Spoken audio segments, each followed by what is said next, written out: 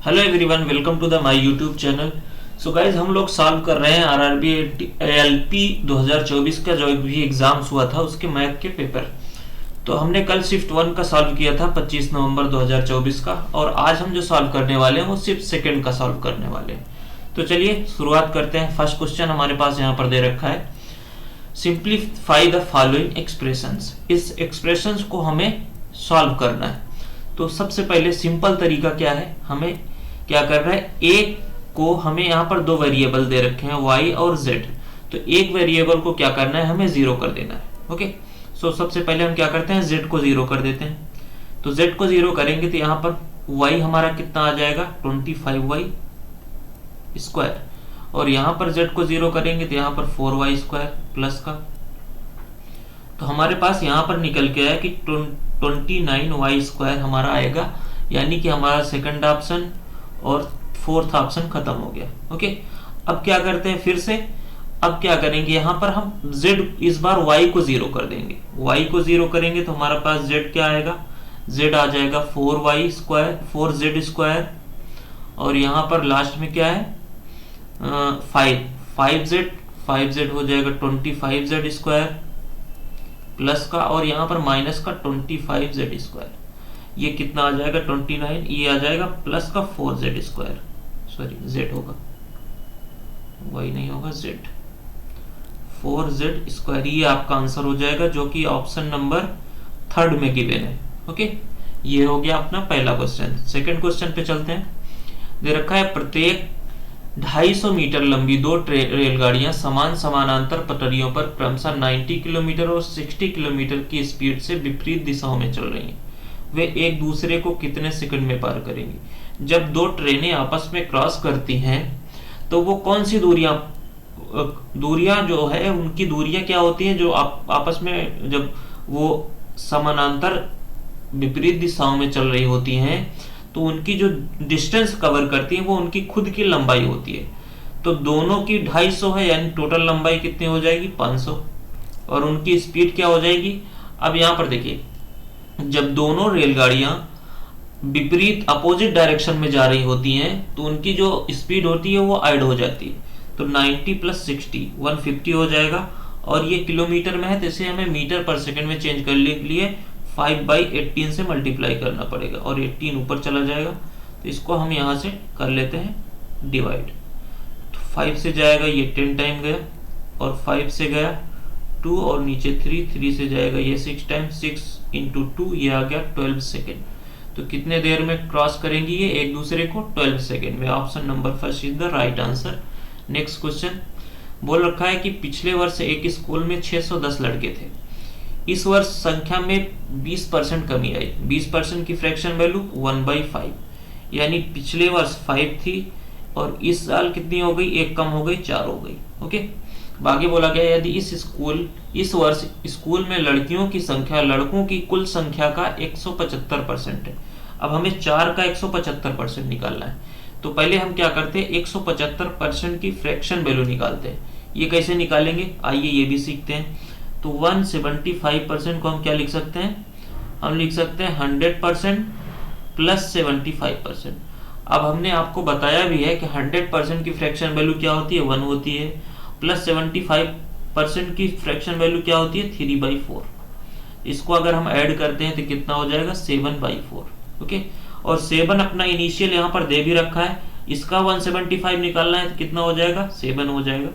Okay, अब यहाँ से देखिए, जो पिछले वर्ष 610 लड़के थे वो 5 की वैल्यू दे रखी है, तो इसको अगर हम यहाँ से डिवाइड करते हैं, 5 1 5 5 2 10 5 2 10 इतना आ गया। और हमें लड़कियों की संख्या निकालनी है, 7 से 122 में मल्टीप्लाई कर देंगे, ये आ जाएगा 7 2 14 7 2 15 15 और 854 आपका राइट आंसर हो जाएगा। ओके, चलिए नेक्स्ट क्वेश्चन पे चलते हैं। यहाँ पर दे रखा है 30 और 50 के बीच सभी अभाज्य संख्याओं यानी प्राइम नंबर्स का जो हमारा एवरेज होता है वो निकालना है। तो यहाँ पर देखिए, कोई शॉर्टकट नहीं करना, हमें यहाँ पर प्राइम्स नंबर लिख लेने हैं। यानी 30 के बाद कितना आ जाएगा, पहला 31, दूसरा ये आ जाएगा 37, फिर 41 43 47, 5 नंबर्स हैं 50 के बीच में, और 5 से डिवाइड करते हैं, इसको ऐड कर लेते हैं। 3 3 6 और 10 10 8 18 ये आ गया 180 प्लस 7 3 10 से 11 11 8 19 इसमें ऐड कर देंगे, ये आ जाएगा 9 199 डिवाइड बाई 5 से जाएगा 3 टाइम गया और 5 9 45 4 बचा 80 4 5 48 8 39.8 option number first. Okay, next question पे चलते हैं। दे रखा है a man sold an article for 247.5 thereby gaining 12.5% the cost of the article was। अब यहाँ से देखिए 12.5 को हम क्या लिख सकते हैं 1/8। इसकी फ्रैक्शन वैल्यू क्या होती है 1/8, ये हो जाएगा 1/8, यानी प्रॉफिट करना है हमें 1 की 8 पर, तो आपका जो प्राइस होगा 9 हो जाएगा। और हमें किसकी वैल्यू दे रखी है, ये हमें दे रखी है, मतलब जो हमने सेल किया है वो कितने में सेल किया है 247.5, ये 9 की वैल्यू है, हमें 8 की निकालनी है। तो यहाँ पर देखिए 9 से हम इसको डिवाइड करेंगे, कितना आ जाएगा, ये आ जाएगा 9 2 जा 18 और 6 9 7 जा 63 और बचा कितना 4.5। अब यहाँ से 8 का हमें निकाल लेना है, 27.5 से मल्टीप्लाई कर देंगे, आ जाएगा 8 पंचे 40 8 7 56 4 60 8 दूनी 16 6 22 220 आपका आंसर हो जाएगा, option number first. Okay, next question. यहाँ पर एक आयत की भुजाएं 8:10 के अनुपात में है, उसका परिमाप 90 सेंटीमीटर, इस आयत का क्षेत्रफल ज्ञात कीजिए। तो 8 और 10 को हम क्या लिख सकते हैं 4:5। ओके, तो जो आपका अनुपात हो पैरामीटर होता है वो क्या होता है 2 × x + y। ओके, तो यहां से देखिए अगर मैं इसको ऐड करता हूं तो 9 की वैल्यू हमारे पास क्या आ जाएगी, 2 से कट जाएगा, ये 90 45 आ गया, यानी 1 रेशियो की वैल्यू हमारे पास 5 आ गई, यानी ये हो गया 20 और ये हो गया 25। ओके, सो टोटल अगर हम यहाँ पर सॉल्व करते हैं तो हमारे पास कितना आ जाएगा 500।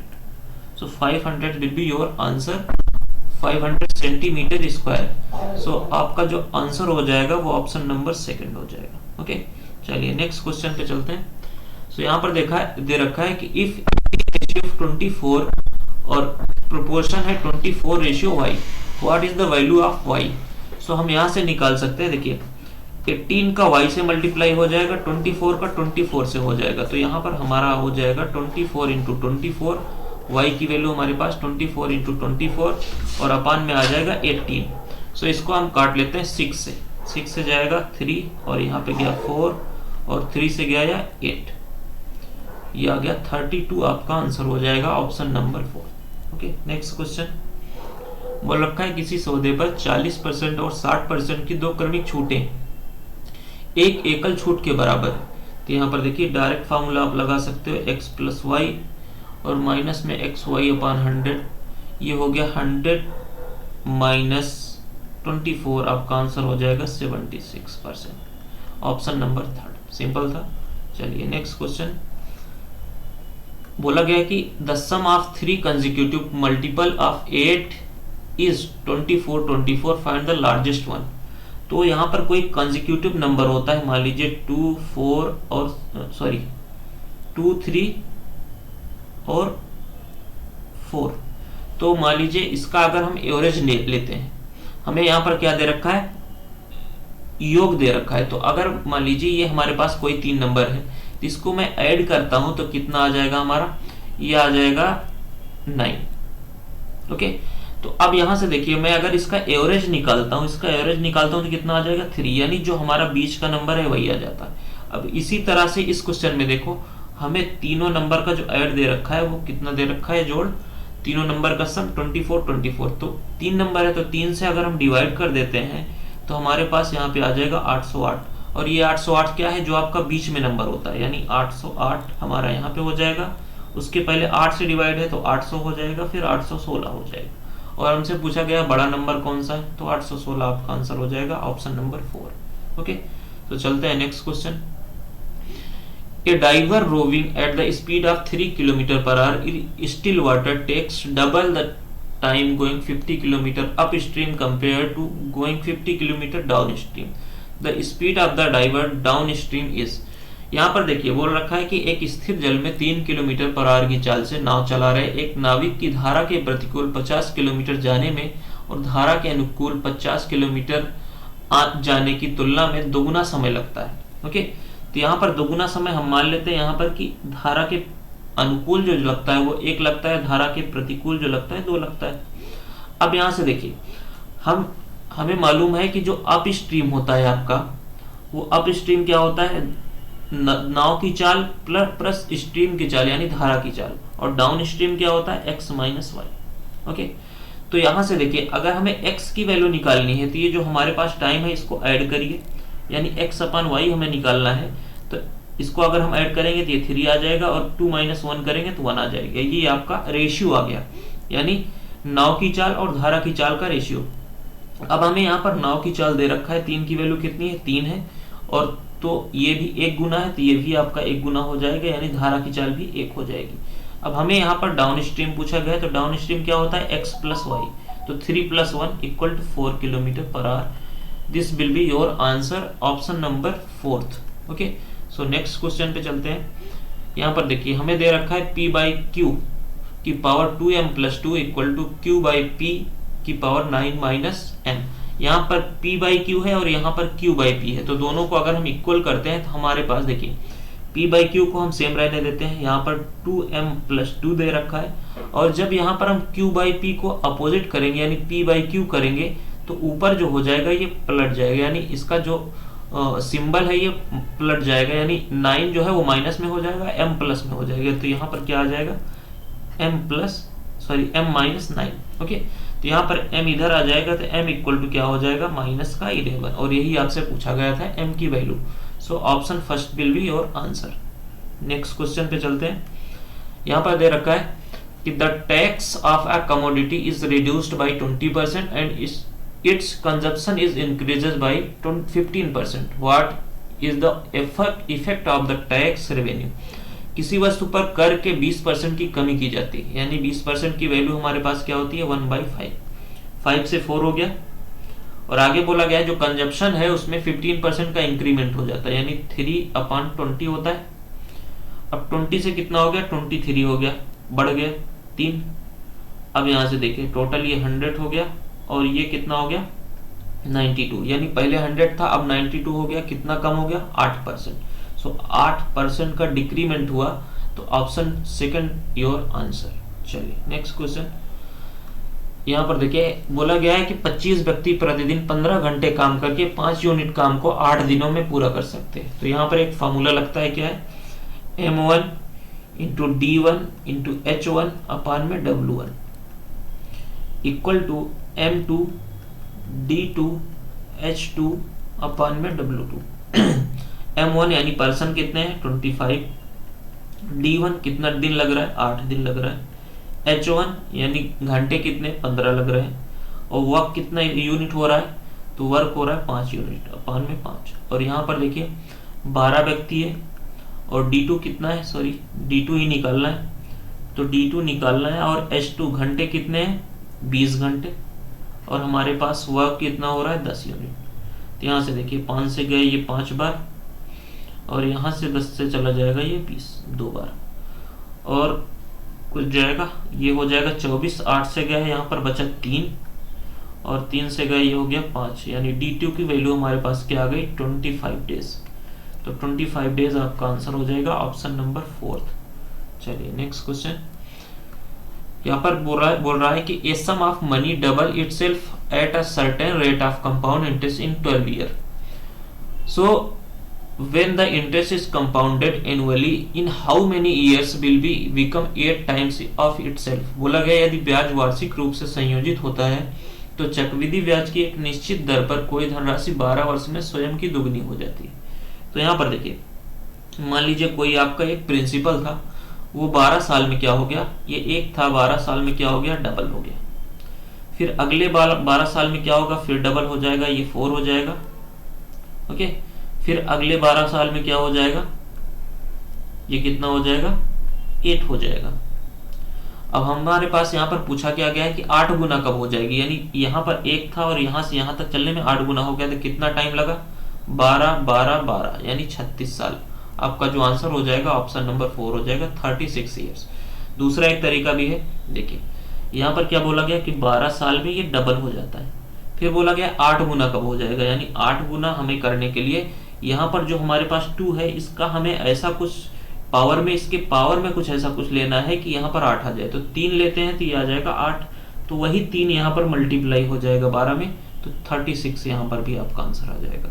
दोनों में से कोई भी तरीका आप यूज कर सकते हो। चलो नेक्स्ट क्वेश्चन, यहाँ पर देखिए मैं अगर साइन थीटा इक्वल टू लिखूं तो 1/4 जो है वो स्क्वायर हटेगा तो 1/2 हो जाएगा। तो यहाँ से हमारे पास क्या आ गया, थीटा की वैल्यू 30 डिग्री। अब यहाँ पर देखिए कॉस स्क्वायर 30 डिग्री √3/2 होता है तो वो 3/4 हो जाएगा, प्लस tan 30 की वैल्यू 1/√3 होती है 1/3 हो जाएगी। ये हो जाएगा 9 + 4, ये हो गया 9 4 13/12। ये आपका आंसर हो जाएगा ऑप्शन नंबर फर्स्ट। चलिए अगला क्वेश्चन हमारे पास है, सॉरी ये तो हो गया, ये क्वेश्चन 2 बार आ गया है क्या, सॉरी ये हिंदी और इंग्लिश में थोड़ा सा चेंज हो गया है। चलिए सॉल्व करते हैं इसको। इंग्लिश वाला देखिए यहाँ पर देखा है which of the following numbers is divisible by 4। तो 4 से डिविजिबिलिटी का रूल क्या होता है, कोई भी नंबर हो कितना भी बड़ा हो लास्ट 2 डिजिट 4 से डिवाइड होना चाहिए। ये नहीं होगा, ये भी नहीं होगा, ये भी नहीं होगा, ये हो जाएगा, यही आपका आंसर हो जाएगा। ओके, सिंपल सा क्वेश्चन है। नेक्स्ट क्वेश्चन पे चलते हैं। यहाँ पर दे रखा है 84, 105 और 140 का एलसीएम। तो एलसीएम के लिए जो सबसे बड़ा नंबर है उसी का कोई मल्टीपल होगा जो आपका एलसीएम आएगा। ये है, नहीं है, ये है, नहीं है, ये है, ये नहीं है, तो 420 आपका आंसर हो जाएगा। 140 का मल्टीपल चेक करना था हमें। चलिए नेक्स्ट क्वेश्चन बोल रखा है दो समांतर रेखाओं को प्रतिच्छेद करने के लिए एक तिर्यक छेदी रेखा के एक ही तरफ दो अंतःकोणों का अनुपात 2:3 है। तो दोनों कोणों में से सबसे बड़ा कोण कौन सा है। अब देखिए मैं अगर यहाँ पर बात करूं तो इंटीरियर एंगल्स की बात किया है, तो इंटीरियर एंगल का सम कितना होता है 180 होता है। तो यानी 5 रेशियो की वैल्यू हमारे पास कितनी हो जाएगी 180, तो 1 रेशियो की वैल्यू 36, बड़ा एंगल पूछा गया है 3 है, तो 3 × 36 108 आपका आंसर हो जाएगा 108 डिग्री, ऑप्शन नंबर 3। चलिए नेक्स्ट क्वेश्चन। यहाँ पर देखिए ये ऐसा क्वेश्चन था कि जो कि एग्जाम में भी इसी तरीके से आया था कि हिंदी में थोड़ा सा अलग था और इंग्लिश में थोड़ा सा अलग था। ओके, यहाँ पर 60 मीटर दे रखा है हिंदी वाले में और इंग्लिश वाले में 60 सेंटीमीटर दे रखा है। तो एग्जाम में क्या होता है कि हमें इंग्लिश वाले को ही मानकर चलना पड़ता है, तो इंग्लिश वाले से हम सॉल्व करते हैं। देखो बोला गया find the number of bricks each measure 24 centimetre 12 centimetre 8 centimetre required to construct a wall 24 metre long 8 metre high and 60 centimetre thick if 10% of the wall is filled with mortar. तो यहाँ पर देखिए हमें वॉल एक है जो 24 metre लंबी है, 8 मीटर ऊंचाई है और 60 सेंटीमीटर मोटी है। तो उसमें हमें ईंट जो लगेगा वो उसका मेजरमेंट क्या है 24 सेंटीमीटर 12 सेंटीमीटर 8 सेंटीमीटर के ईंट कितने लगेंगे अगर उस दीवार में 10% जो है मोर्टल का यूज किया गया हो। तो चलिए सॉल्व करते हैं। दीवार का पहले यहाँ पर हम क्या लिखेंगे वैल्यू कितना हो जाएगा, दीवार 24 जो मीटर है उसको हम सेंटीमीटर में चेंज करते हैं। 24 मीटर लॉन्ग है तो इसको 2400 हो जाएगा सेंटीमीटर में, इनटू और हाई 8 है तो 800 हो जाएगा और 60 सेंटीमीटर ही दे रखा है और डिवाइडेड बाई कर लेंगे किससे, ये हो जाएगा 24 सेंटीमीटर ईंट का मेजरमेंट 12 सेंटीमीटर और 8 सेंटीमीटर। अब यहाँ पर देखिए बोला गया है कि 10% जो है वो मोर्टल भरा है तो 90% ईंट का यूज हुआ है, तो 90% को हम यहाँ पे लिख लेते हैं 9/10। ओके चलिए अब इसको सॉल्व कर लेते हैं। यहाँ से ये जाएगा 12 से गया ये 5 टाइम और 24 से ये जाएगा 100 टाइम्स और 8 से जाएगा ये 10 टाइम और ये 0 कट जाएगा। अब इसको सॉल्व कर लेते हैं। 9 × 5 45 और 3 0 आ जाएगा 45,000 ईंट आपका लग जाएगा, ऑप्शन नंबर 4। ओके चलिए लास्ट क्वेश्चन अपना यहाँ पर दे रखा है किसी विशेष परीक्षा में एक कक्षा के विद्यार्थियों की औसत अंक 80 है। यदि 5 विद्यार्थियों को जिनमें उस परीक्षा में औसत अंक 40 है को हटा दिया जाता है तो शेष विद्यार्थी के अंक 90 हो जाते हैं। यानी हमारे पास 80 से 40 हो रहे हैं तो कितना कट रहा है 40, और 5 को हटाने से, यानी 5 को हटाने से 40 हो रहा है, तो कितना टोटल हट रहा है 2000। और बढ़ कितना रहा है 80 से 90 डिवाइड बाई 10, ये आ जाएगा 20। और 20 ये कितना है 5 के जाने के बाद है, और हमसे पूछा क्या गया है परीक्षा लिखने वाले, यानी 5 ये भी तो शामिल थे लिखने वाले में, तो आपका जो आंसर हो जाएगा वो हो जाएगा 25। बेसिक से नहीं करना है, option number first is the right answer of this question. So I hope solution आपको अच्छे लगे होंगे। चलिए फिर कल मिलते हैं आपको नेक्स्ट शिफ्ट का, यानी 25 नवंबर थर्ड शिफ्ट के क्वेश्चन के साथ। ओके, सो वीडियो को लाइक करें, चैनल को सब्सक्राइब करें, फिर मिलते हैं कल। Thank you so much.